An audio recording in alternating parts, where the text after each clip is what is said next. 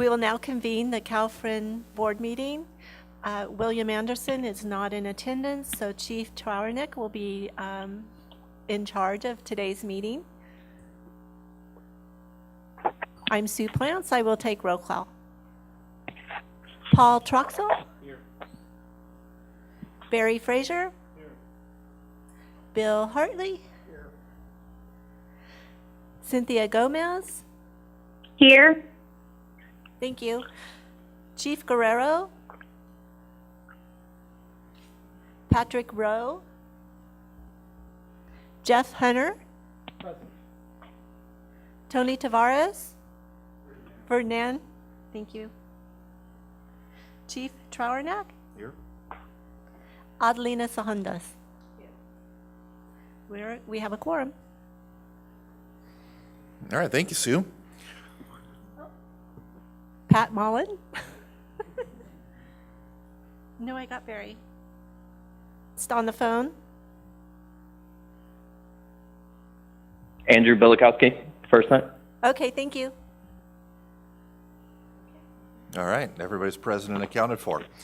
Good morning, and as Sue said, welcome to our CalFRN board meeting today. Start off, I'd like to introduce a new member of the board who is replacing Chief Mitch McCann, Jeff Hunter.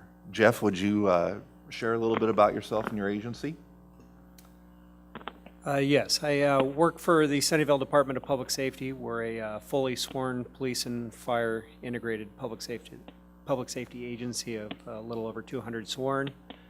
I've been actively involved with BARIC's development over the last several years, as well as a member of Silicon Valley Regional Interoperability Working Committee and the Cal Chiefs Technology Committee.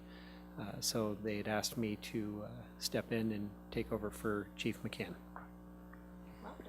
Welcome indeed. We're happy to have you, and special thanks to Chief McCann for his contributions as well during his time as a board member. There's one housekeeping item for the board members. As we're doing right now, make sure and hold your button down in order to talk. That allows everybody who's participating via the webinar to hear you, and for those far back in the audience to hear as well. With that, we'll move on to item number 2, approval of the April 2016 meeting minutes. If board members have had a chance to review, I would entertain a motion for approval. I move to approve. I second. We have a motion and a second. All in favor, aye? Aye. Aye. Aye.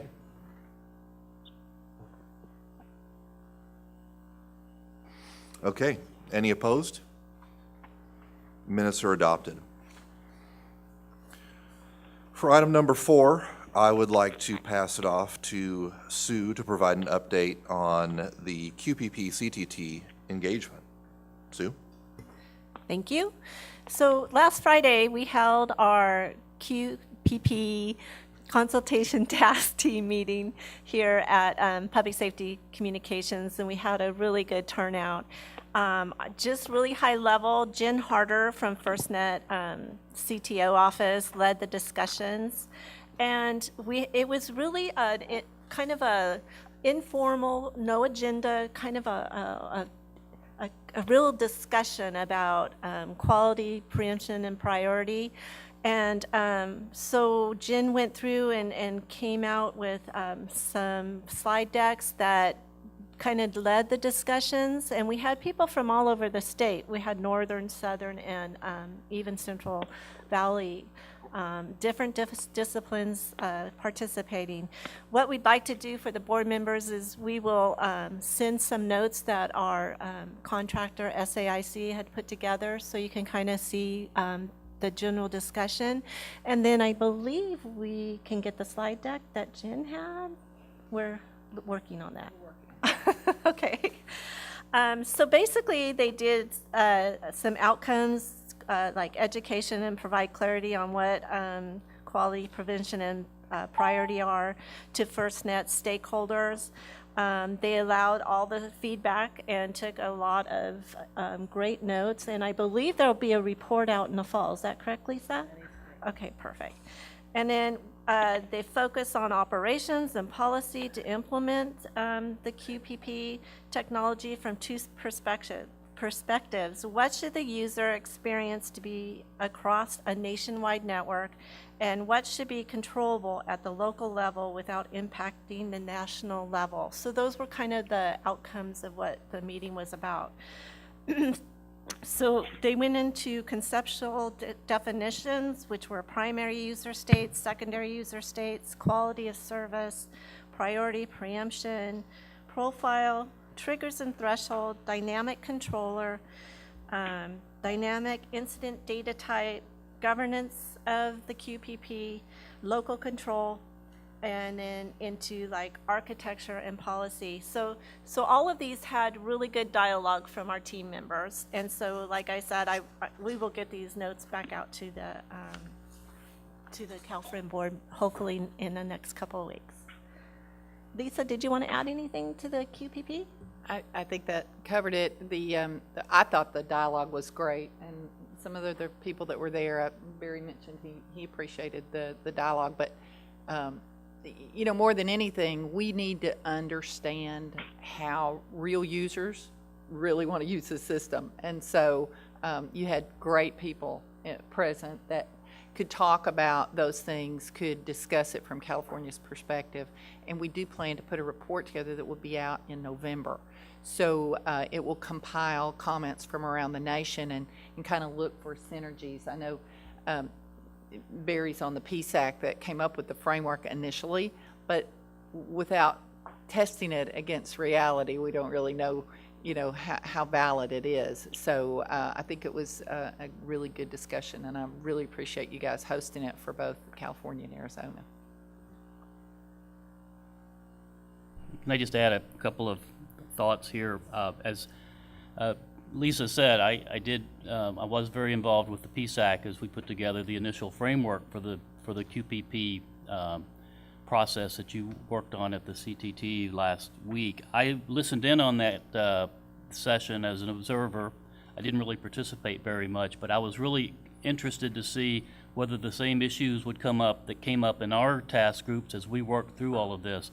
And I was very pleased that a lot of the questions were really similar to the types of questions we had to grapple with. And they're, you know, things like what's to keep an agency from setting all of their users at the highest priority levels just you know, because they can. And what do you do when you have a mutual aid response? What priority level would the responders come into? Those types of things. They're not a lot of answers, not complete answers to any of those yet, but it was good to see that the people in that process were asking a lot of the same questions that we worked with through our process. So I think it's really on the right track, and it'll be fascinating to find out how the final framework turns out. And I just wanted to send out some kudos to Jen Harder for facilitating a great session. She did a wonderful job. Thank you, Barry. Yes, Jen did a wonderful job. All right, thanks for that update, Sue. And as long as you're doing such a good job, let's have you carry on to item number 5 with FirstNet in California RFI. So we had a long discussion on putting out a request for information just so that we have all our bases covered and do our due diligence when we go to the governor's office to say what our recommendation is, whether California will opt in or opt out of the nationwide public safety broadband network. So we have had our technical staff, Yvonne especially, working very diligently to put out a request for information. And we will be sharing that with the board members here shortly once it starts going through our procurement process. But when the governor's office asks us, you know, did you look at all avenues, we can now go back and say yes, and we actually put out a request for information. So that will be going out, I'm hopefully mid-September. I'm looking back at staff. Great. So mid-September, that should be coming out from our office. Anything else on that? Are any questions? Any Sue had a questions? question. So that RFI is our response, or we'll give a response on why we are opting in or opting out.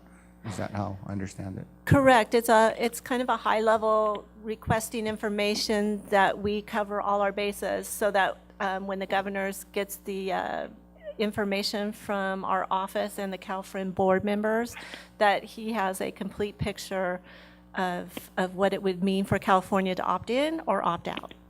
And that RFI went out to, We hope that it will be out on the street mid-September. It hasn't gone out yet. to vendors, to, is that? Correct. Okay. It'll go out to the vendor community in California. Any other questions on that item? All right, seeing none, we'll move on to FirstNet update. Thank you. I'm not sure I can hold this down and just gesticulate with one hand since I'm usually a two-handed talker. So thank you for having me here today.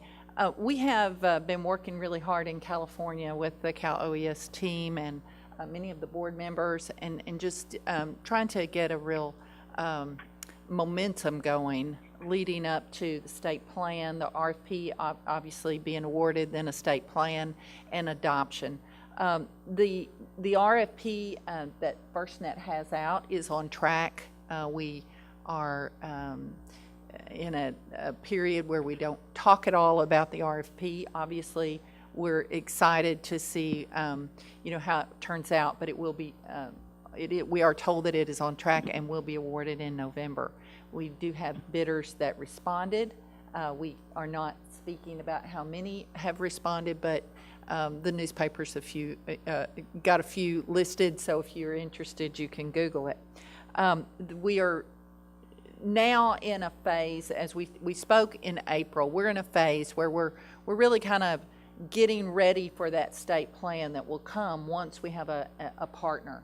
And that state plan is what Sue's talking about, that needs to be evaluated before it goes to the governor. It needs to be evaluated. And so California knows and is comfortable that it's the best plan for California. We discussed in April at the board meeting that really FirstNet is almost like a franchise type operation. Because as you well know, California responds all over the United States to other states that need your expertise and your resources. And you also receive a lot of mutual aid through EMAC and other type operations. So as first responders are out there in the United States, we don't need to operate differently when we're in different territories. We have to operate the same. And the network has to operate the same, know who you are and what you do and what access you should have, no matter where you're at in the United States. So from that standpoint, it is definitely like a franchise, because if you opt out, you're opting out to build a radio access network, to put antennas on towers, to provide backhaul. But to the end user, they will not know any different. Everything will be the same whether they came from a state that opted in or opted out. And so you need to be able to evaluate why you would want to build the radio access network and what your costs and risks associated with that would be. And so we understand that that's a process that you absolutely have to go through. And our goal with the state plan will be to show you what FirstNet is providing. That plan that FirstNet will provide should come from information that we've received in dialogues like this and in one-on-one meetings. And so this year is all about those meetings. It's all about trying to understand what we should have in that state plan.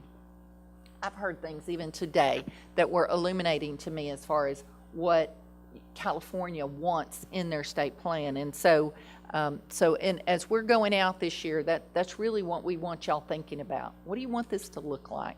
And have you articulated that to us so that it can be addressed in the state plan?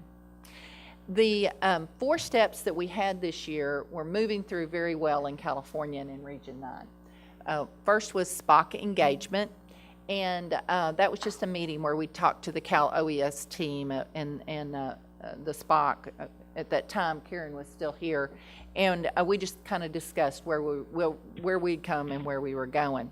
The second step was the governance meeting that we had here in April, where we came out, and you'll remember many of our executives were also with us, and we talked to you about where we're heading with the RFP and state plans and so forth.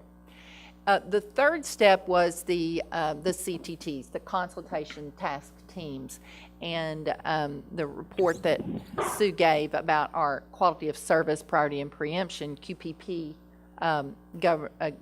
CTT was very good, and we feel like we're making really good progress on all of our areas that we were outreaching this year as far as our plan.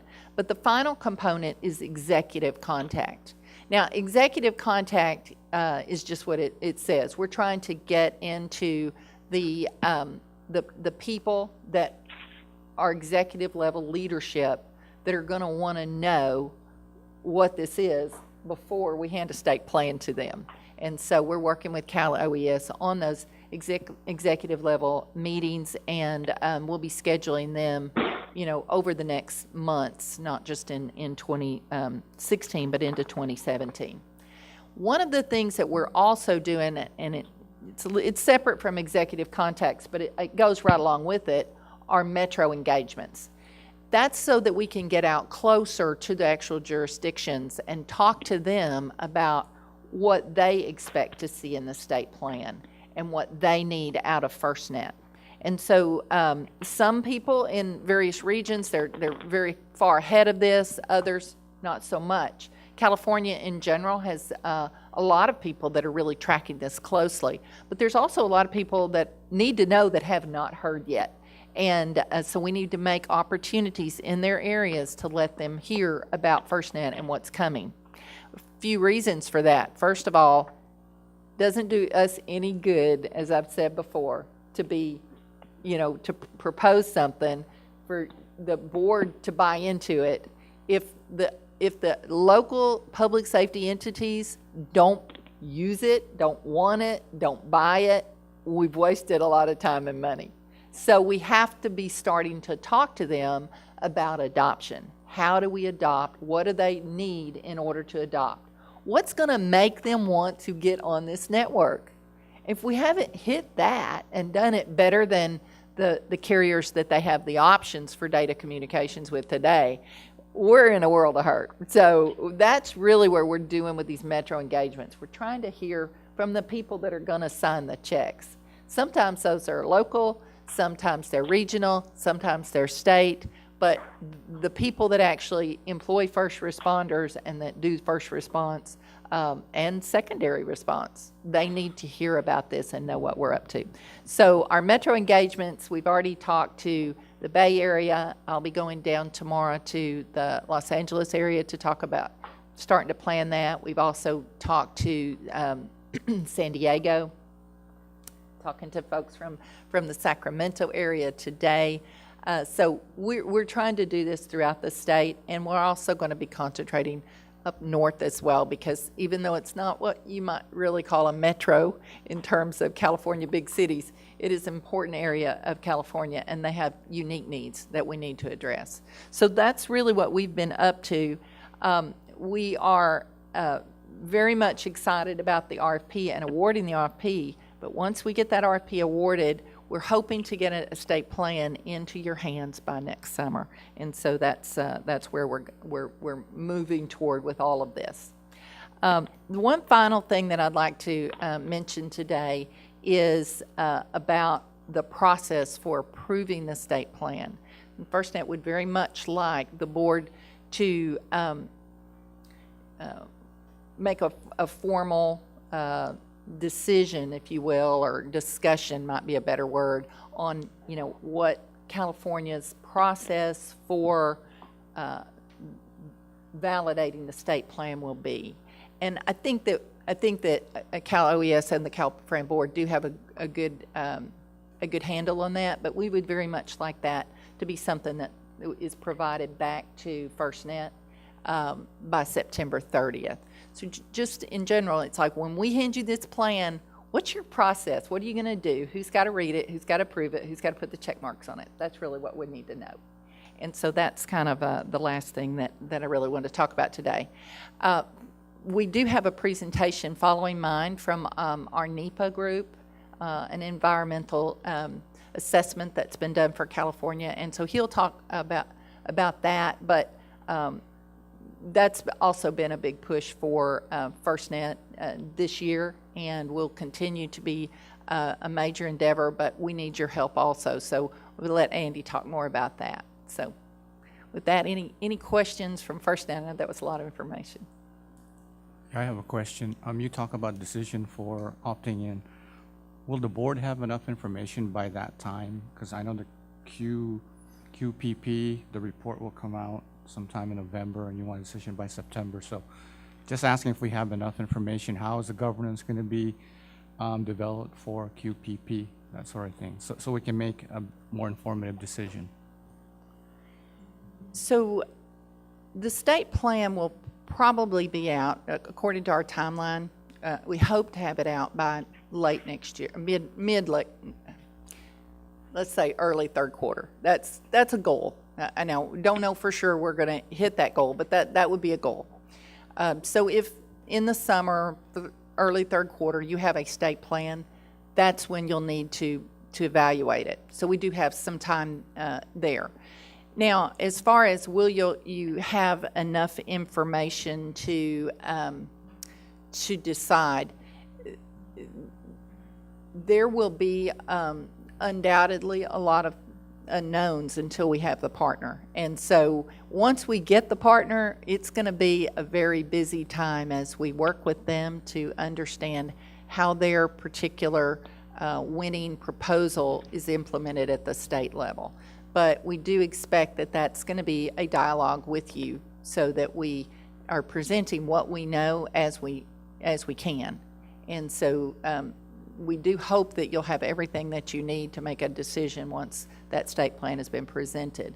You will have some time with a draft, and then the governor will actually have 90 days to either say that the state of California is opting in, to say the state of California is opting out, or to say nothing. Because if the governor just does not respond, then it will be an opt-in.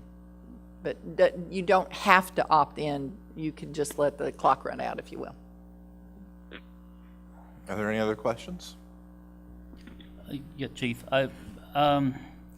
You mentioned that you wanted to have a process in hand by September 30th, and my question, I guess, is for us. Are we going to have another meeting before September 30th, or is this something that Cal OES will take care of and you'll send it? I guess I'm asking, what part will this board play in looking at that process? Yes, Barry.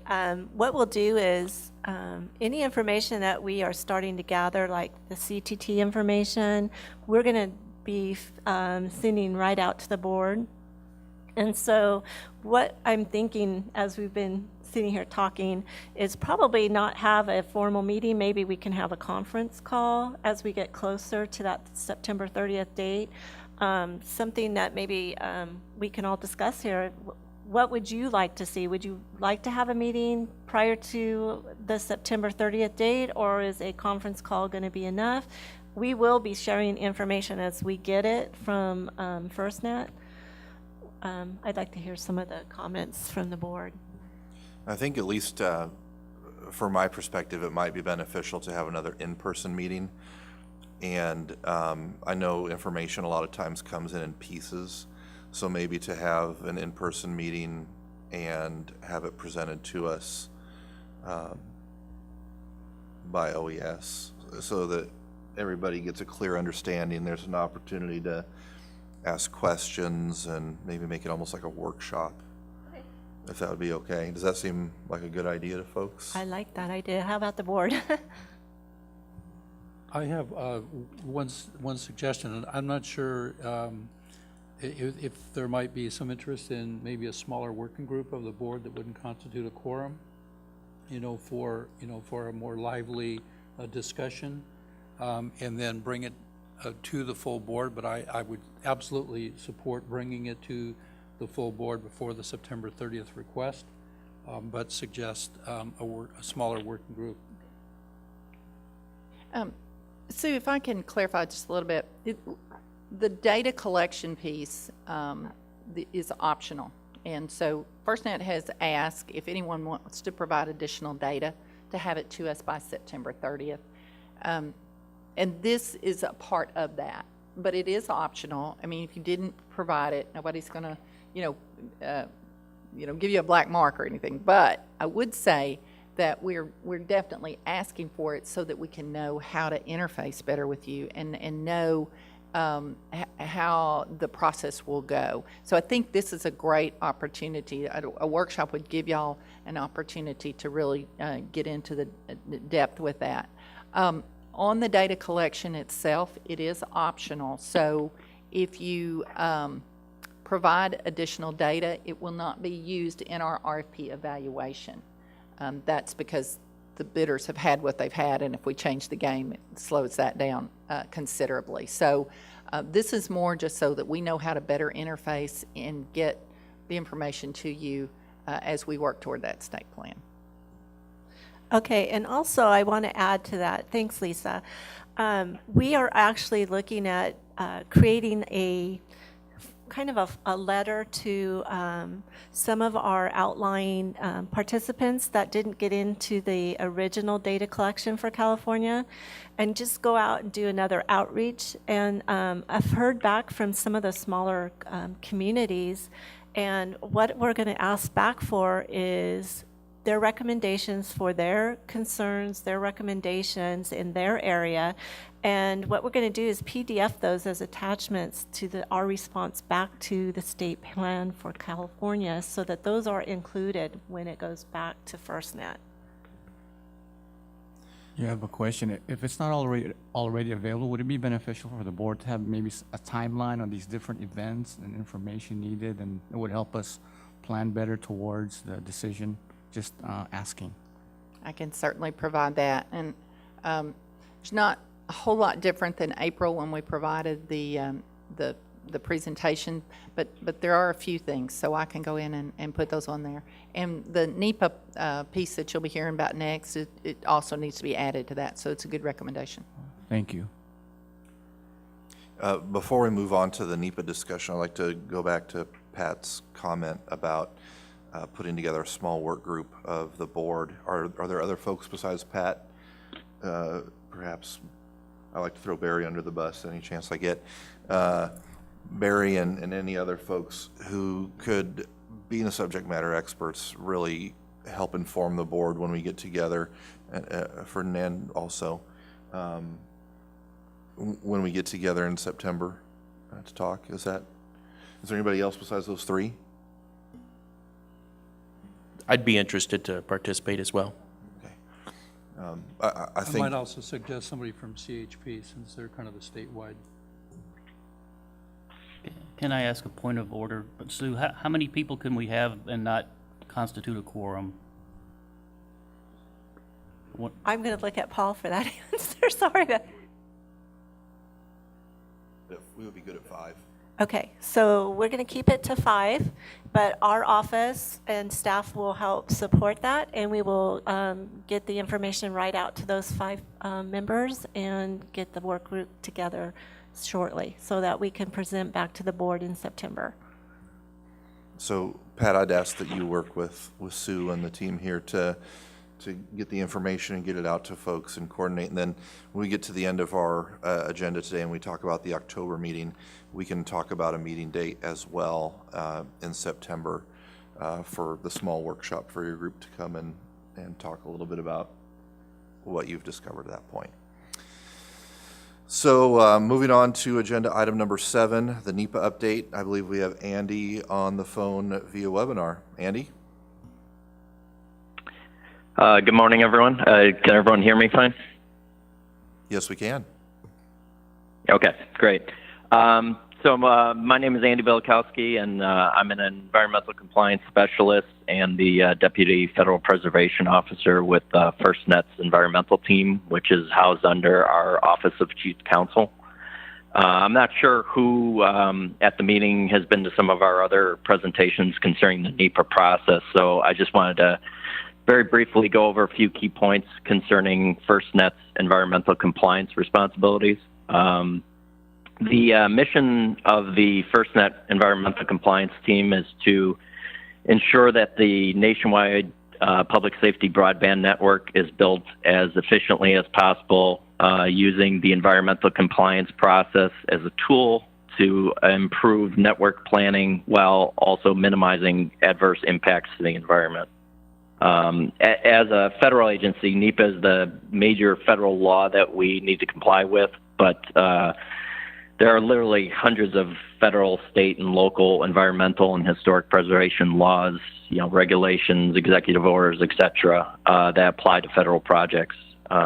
We at the environmental team have been working over the last 3 years conducting our NEPA environmental analysis by using a programmatic approach where we have evaluated the potential environmental impacts of the project given the potential technologies and infrastructures that could be used in relation to the various environmental resources that could be impacted, such as wildlife, water, geology, soils, cultural resources, just to name a few. We're currently finalizing our programmatic environmental impact statement for the West region under NEPA, which obviously includes California. We plan to release the document in mid-September. As some of you may know, NEPA is an open and transparent environmental review process and is intended to seek input from the general public. That would include federal, state, and local agencies, Native American tribes, NGOs, any stakeholders, and obviously any and all citizens who have an opinion about the potential environmental impacts of the project. So ultimately, with the release of the PEIS, this will trigger a 60-day public comment period. Everyone will be able to review the document and provide comments via our website, via email, letters if people want to use snail mail, and in person at 2 public meetings that are planned for October in Sacramento and Los Angeles. We really do look forward to reviewing and receiving public comments and meeting folks at the public meetings, as this truly does really help to inform the development of our environmental impact statement. It helps us to hear concerns, whether positive or negative, and focus our environmental analysis in a way that serves to address the issues that people have with regard to the deployment of the project. So once the 60-day public comment period is complete, the next steps that we have before us are to review all the comments that we've received and address them in our final PIS. As a result of the comments, there could, of course, be further studies that may be needed, and we'd make sure that whatever additional analysis is completed and is discussed in the final EIS. At that point, we would publish the final programmatic EIS and make a record decision on the potential environmental effects of the project. As you know, we are still in the process of determining the network partner, but once that process is complete and state plans are drafted and confirmed, we'll be working with the network partner or partners to review the specific site proposals for any further NEPA requirements, any site-specific analyses, and or any specific state or local studies and permitting that may be required. And so that's kind of where we are in our process. Any questions? Questions from anybody for Andy? This is Pat Mallon. So, one of the questions and issues that we ran into with the LA RICS project is that our entire deployment within Los Angeles County was looked at as a program, not as individual sites. And such as it was as a full project, every site had to be cleared before we could proceed with the first site. And, you know, considering the time constraints and the objections that could come from, you know, from some localized groups that could be impacted, you know, I think one of the considerations is, you know, not only on the NEPA side, but on the CEQA side as well, that there could be some certain challenges in meeting any kind of an established time frame if it's looked at as an individual, as a total project. If it's looked at as individual sites, then you can proceed on a site-by-site basis. Anything else? Right. I was just going to respond to that in saying that we're still working on our kind of implementing procedures for, you know, once the NEPA aspect is approved and complete, how the process for the site-specific issues are going to go. But ultimately, you know, the approach that we're kind of spitballing at this point is, to look at it as far as a statewide program. And obviously there's potentially hundreds or thousands of different aspects under that program. And a lot of those issues could be grouped together and categorized in the same buckets, and those would be dealt with as a group versus, specific issues. However, as you may be well aware of, I mean, at the site-specific level, there's different environments, different specific sensitive areas that would have to be looked at. So ultimately, we would try to look at those things as programmatically and grouping those as possible. But obviously, there might be a few that rise to the top that would require a site-specific analysis. So one other comment that I would like to make is that we really do want people to have the opportunity to know this is an opportunity to weigh in on the studies that have been done. And I would ask that all of you, could promote that for us. That would be great. And you send it out to your sphere of influence to let jurisdictions know, to let public safety entities know that they can have this opportunity, but also the citizens. And so once we finalize those 2 dates, typically the meetings are from 4 to 8. That way we can get, business type people in the 4 o'clock, late afternoon, but also allow the general public to come in the evening. And we do hope that people will be there. We'll weigh in. We'll talk about this. Andy, could you also address the ability to get an advance copy of the studies? I believe that's an option for the members if they would like to, the board members. Yeah, we're. I think it's 30 days prior to the actual publication of the document. We've been, reaching out to various state or federal agencies, any of the first responders, organizations, anything like that, so that they could get an advance copy of the document. So if they did, on the environmental side, if there was a concern, if they did want to get an advance copy and kind of read up prior to the comment period opening up, or the public meetings happening, so they could be well aware of kind of our findings and what we're proposing as potential environmental impacts or things of that nature. And so we've been reaching out to the various SPOCs, and we'll be providing advance copies, and those can definitely be distributed to whoever wants them, requires them, or whatnot.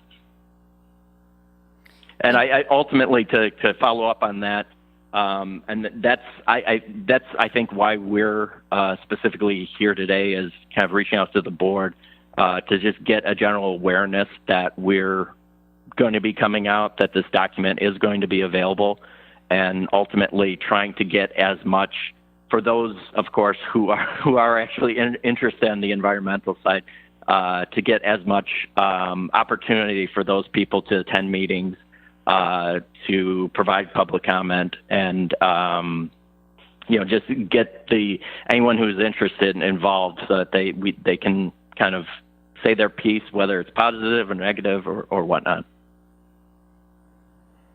All right, anything else for Andy? All right, before we move on to the next item, I do want to recognize that Matt Rantanen has joined us on the phone line, and he is a representative of our tribal stakeholders. So glad to have you with us, Matt. Next up, item 8, Statewide Interoperability Coordinator update. Budge, would you come up and join us?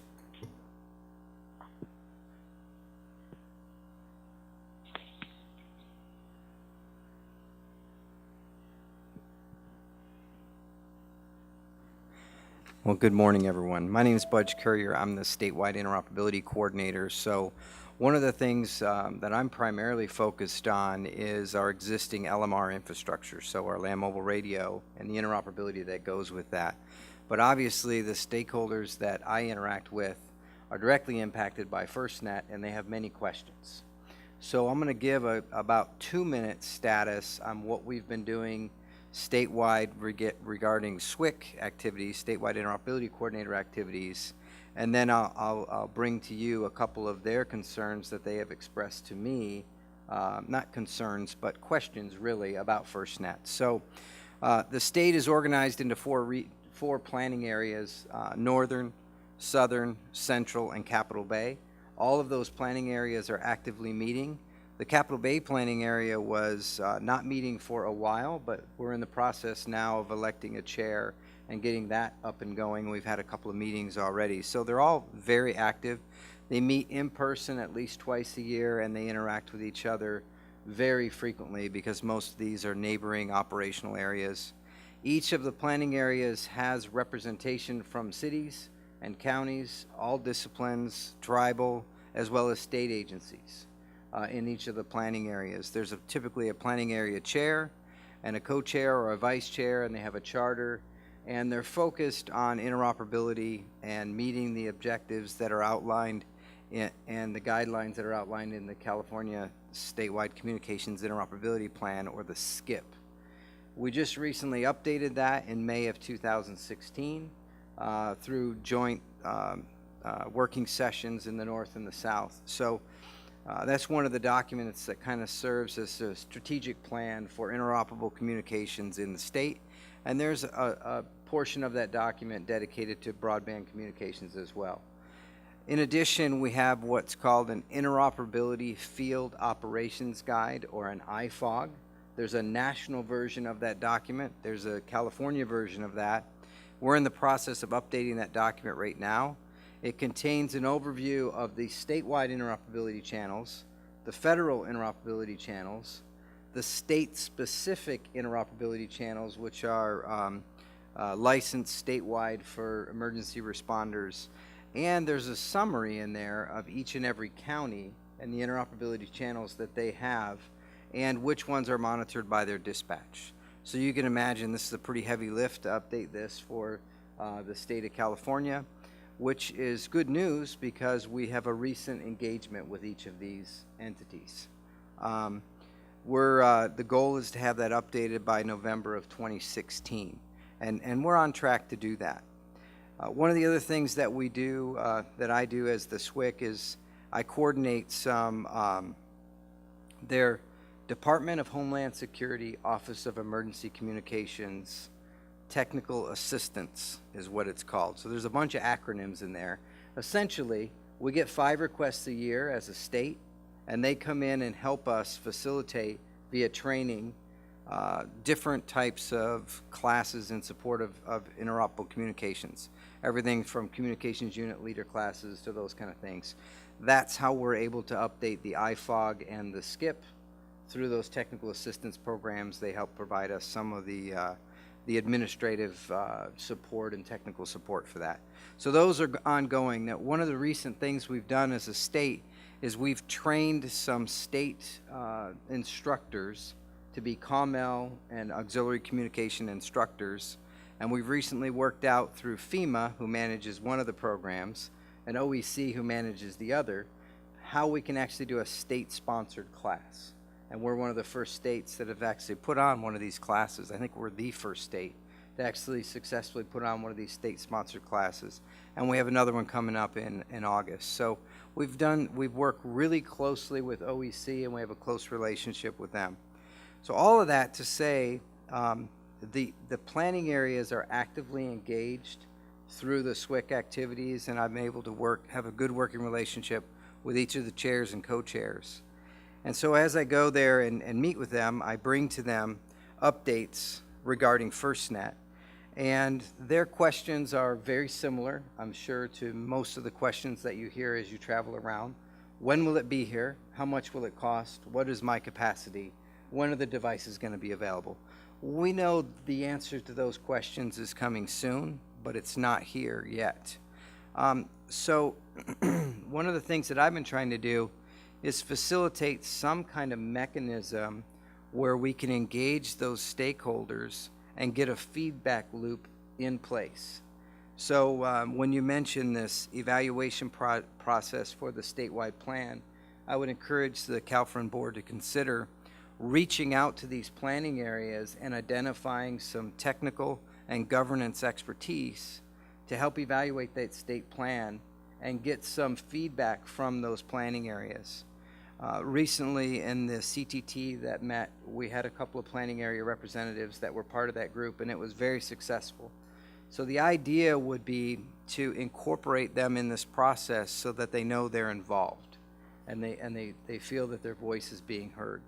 It provides another avenue to have feedback into this board. So I think it would be good to, if the board requests, I can reach out and solicit input from them, from the counties and the operational areas, and see if there's anyone who'd be willing to participate. My recommendation is that we would identify a specific process to evaluate the plan and have all that in place, and then the only unknown at that point is when the plan actually arrives. We know once it gets here, 90 days. That's a fixed date. The actual arrival time of the plan is up for debate, but the process to evaluate it can be well defined in advance, including the team and the evaluation criteria. I think we have all that data we could put together. So I think that would go a long way to help the operational areas feel that their voice is being heard.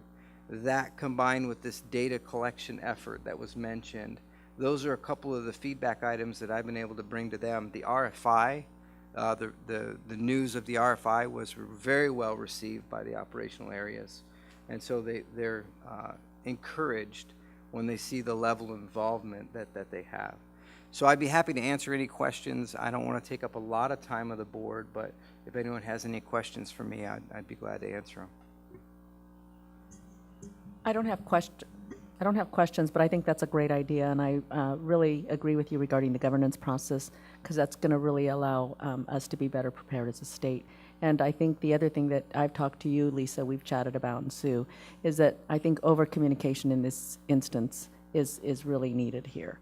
And the collaboration that you mentioned is going to be key in us moving forward successfully as the state of California versus pockets of California.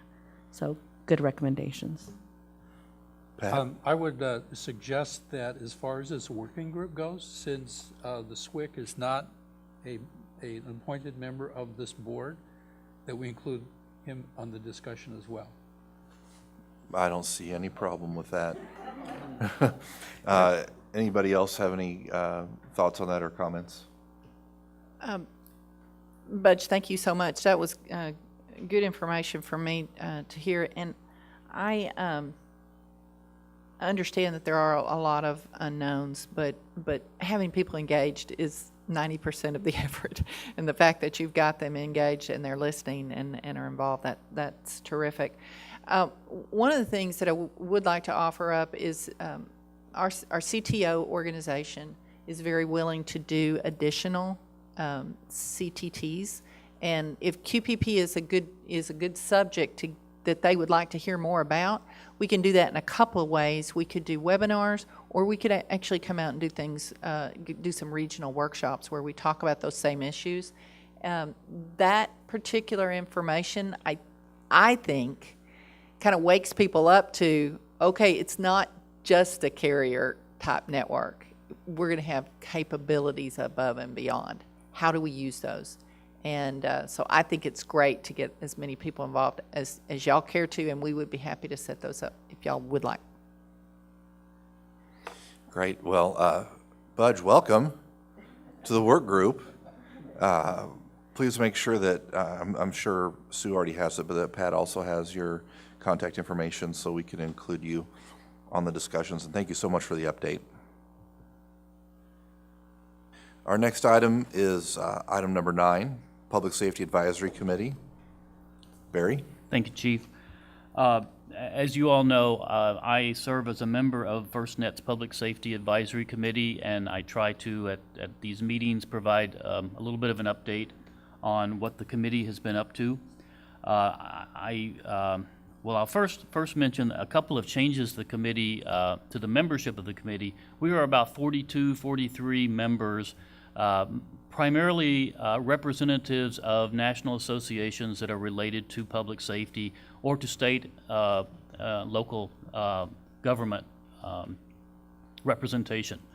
And the PSAC recently added a couple of new members from federal agencies, and the idea is to put together a federal task group of members who really can look at the federal users of this system, which I think is an excellent idea because we will all and we need to know what the federal users' needs are and how we can govern it to make sure everybody's sharing the network effectively. So I was happy to hear that we're at the Federal Users Work Group as part of the PSAC. The other thing I'll talk about is the work of our task groups. We currently have 2 task groups that are just wrapping up work. One is the Identity Credentialing and Access Management task group, and the other is the Local Control Task Group. And I think a lot of you know that I serve as the chair of the Local Control Task Group. We've been meeting very actively, pretty much weekly, throughout this year, and have just in the last month or so wrapped up our work. And my understanding is that we have some recommendations that will be delivered to the full PSAC and then to the FirstNet Board of Directors. Unfortunately, because of the way that where we are with the RFP now, I can't really talk a lot about our recommendations just yet. I've been sworn to secrecy because of they're still draft and we still have this RFP that's out. But I wanted to talk just on a very high level about actually what I want to talk about is kind of the interplay between quality service, priority preemption, ICAM, which is the identity credentialing and access management, and local control. And to try to show this to you, I have just a little description of the way I would kind of see a user's device when you first turn it on FirstNet. And so when you turn this on, the first thing it would do would be to authenticate the device. It would connect with the network to make sure that the device is actually authenticated and is a legal device for use on the FirstNet network. Then the second thing that would need to happen is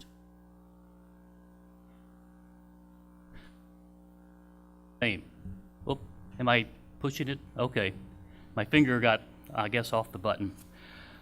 So the first thing would be to authenticate the device, and you get a screen that would do that. Then you would get some type of a sign-in, a login that would authenticate the user.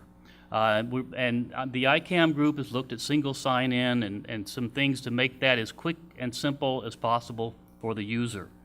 Once the user is authenticated, then you will have a lot of information about that user that would be used to populate the quality of service, priority, and preemption functions so that the network knows what priority level this user would be set at, and some other information.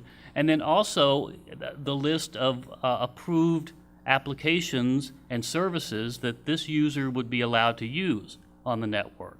And so that piece gets to both QPP and to local control, because local agencies need to be able to decide which applications, which services its users are allowed to use. So all of this is kind of tied together by the authentication of the user itself. And what's gonna be required to happen is you're going to have to provide information about each of your users, roles, responsibilities, those types of things, to provide the information to allow both priority, quality of service, priority and preemption, and the access to the various applications that user is authorized to use. And so all of those things are really going to be local control decisions, and will have to be input somehow into the FirstNet system, probably when the users are initially onboarded to the system, but then they could be changed from time to time as a user is promoted or changes roles and disciplines and those types of things. But the key to all of this is that there is going to be attributes for each user that have to be in the system to allow both local control, to allow authorization to the proper applications, and to allow the priority and preemption functions to work properly. And these are the types of things we've been looking at as to how is the best way for local agencies to deal with keeping up with those types of attributes. It's not going to be easy, but that is something that we're going to have to figure out, and will be critical to the local control function that we've talked about, not only for manually controlling quality of service functions, but also simply making sure the proper people are using the network and have access to the proper information and applications. Then finally, there's a governance piece to this, because we all know that we'll be sharing this network, city agencies, county agencies, state agencies, federal agencies. In some cases, there'll be many different agencies overlapping and sharing this at the same time. So we do know that there's going to need to be some governance in place. We haven't really gotten into this, and now I'm talking a little more about my personal belief about this, but I believe that there are going to be 3 layers of governance. There's going to be the federal level. FirstNet will have to set some policies that will go across the nationwide network. There's state or regional policies. Wherever multiple agencies are sharing infrastructure and sites, you'll need to have some governance in place for that sharing. And then there's the local agency policies that can be set, for the most part, by local governments in terms of who uses the network, how it's used, those types of things. The last thing I'll say is that this has become obvious with the concept of video streaming. And this came up during the CTT session last week. Everybody knows that if everybody streams video, we'll knock the network down. So there are going to have to be policies or guidelines in place, probably on all 3 of those levels, to make sure that we're doing things that work with respect to the video on the network. We all want to use video, we all want to have access to video, but it's got to be managed. And I see it really, the way I hopefully it will work out is that FirstNet will set some guidelines, some technical guidelines on what needs to be in place in terms of video streaming, and then the local agencies or the regional agencies will be able to set their policies based on the guidelines from FirstNet. But at that part is really just the way I see things. We haven't really gotten into that on the PSAC level yet. So that's really all I have. I'd be happy to answer any questions, but just bear in mind I can't get into a lot more detail than I already have. Any questions for Barry? Any comments? Thank you very much for the update, Barry. We've made it to the end. Item number 10, our next board meeting. We're currently scheduled to meet October 5th. Are there any board members who have significant conflicts with that date?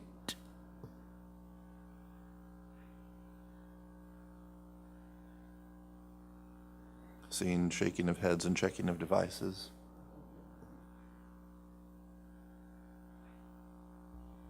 Overall, it looks like we're good. Okay, so the October 5th meeting, we need to determine a location to hold it. Again, we are trying to to share the love between Northern and Southern California. So ultimately, we'd like to host the next meeting in SoCal. Are there any board members who are generous enough to offer up an idea as a place to meet in Southern California? I think LA Ricks can support you. That would be wonderful. Thank you very much. Sue, I assume you and your team will work with Pat to get that set up. Do we also want to take a moment now to try to choose a date for the September workshop meeting for the work group to come back and report to the full board on kind of what their recommendations are? So my question was, is that Lisa had mentioned that they wanted an answer by the end of September. So do we want to have a work group, say sometime towards the end of this month? And then a board meeting to discuss this issue sometime in early to mid-September so we can have a decision finalized by then? It would seem to me like the full board should meet as like a working session with the work group, probably towards the end of the second week of September. So if we need to make any course corrections, we have a couple weeks between hearing from the work group and having a discussion until the deadline. So how about if we as a board look at that second week of September for a date? I'm sorry, a question. Is that for the full board or for the workshop? That's working for the group? full. That's for the full board, as opposed to a typical board meeting. Though it's going to be more of a workshop, sort of a look and feel to it. The work group, I would leave to kind of Pat to pick a time here in August to get the group together and have a conversation, whether it's by phone, web, in person, what that looks like. But the second week of September, it looks like, is the 12th through the 16th. Yeah, Taking preferences? the same you have on 5. No. Thursday, the 15th is a good date. Yeah, that's correct. That work? Yeah. In the morning, same time, 10 to noon? 22044. Yeah, I may have a conflict on the 15th. FirstNet, Lisa, we have a conflict that morning. Yeah, we're presenting at a quarterly meeting. Well, how about Wednesday, the 14th? How does that look for folks? Tuesday? No? Okay. Tuesday, the 13th. Tuesday would work for me. Tuesday. I'm seeing Tuesday works for me. Tuesday. If it's the you. morning, can we do the Tuesday morning? We sure can. This our kind of regular time of 10 o'clock. That works. And will we be able to use this location? Yes, we will use this location. Awesome. Wow, look at us getting stuff done. Unbelievable. We better quit while we're ahead. With that, we'll move on to item 11. Is there any public who would like to comment at this time? Seeing none, I would entertain a motion to adjourn. Motion to adjourn. And a Aye. second? I second. All in favor? Aye. Any opposed? Thanks again for everybody's time. Thanks to all of you who joined us on the webinar this morning. We'll all get back together in September. Thank you, Chief.